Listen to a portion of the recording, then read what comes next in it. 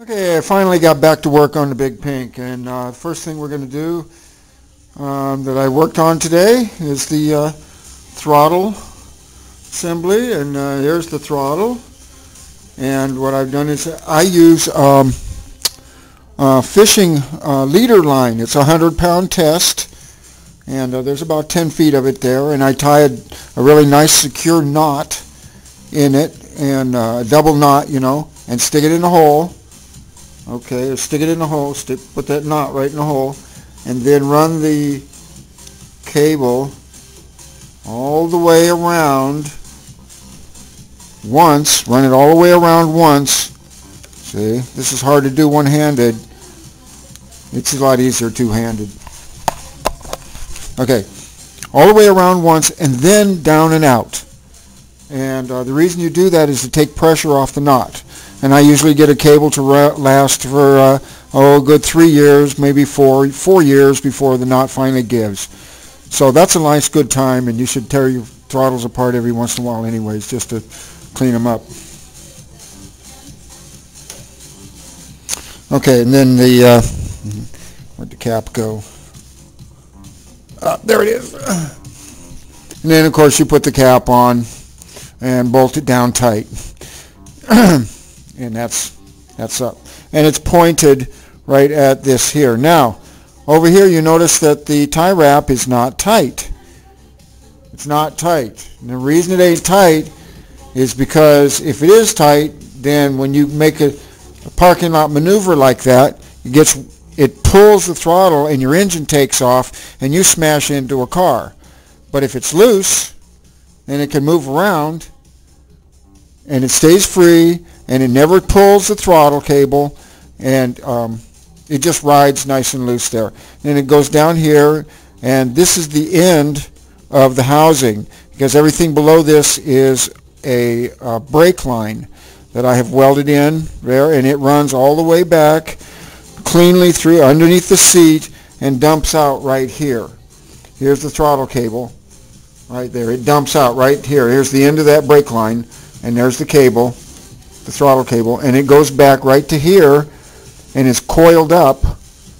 You see this extra coil of line is for 2 years from now when you're going down the road in Mississippi and that thing and the knot breaks.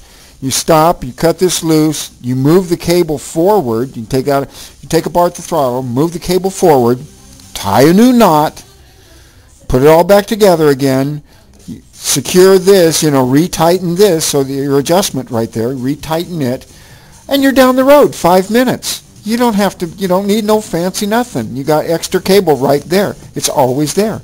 And this rod goes up and runs through the carburetor. Just runs up through the housing, through the carburetor. That's the easiest thing, and that allows for this. That way you don't have to have cable running all the way back there, going through that housing and cutting into it. And it's easy to deal with, if the knot breaks. All right, the next thing we did was we put the boot. I put the boot on the shifter, and that's all clean and ready to go. Then I put the brake line on, installed the brake line right there, and did some nice bends, and it comes out and goes to the T. And you notice this brake line here goes underneath the transaxle to the other side, and that's because in the event that this tranny gets loose, if the brake line goes over the tranny and the tranny gets loose, then it goes and cuts your brake line. It'll bust your brake line. So you run underneath and we won't do that. And the next thing we do, we soldered the tips, the ends of the cables are filled with solder, and see there's solder in that tip and solder down here for the ground. Those are all soldered in so that you got a really super good connection.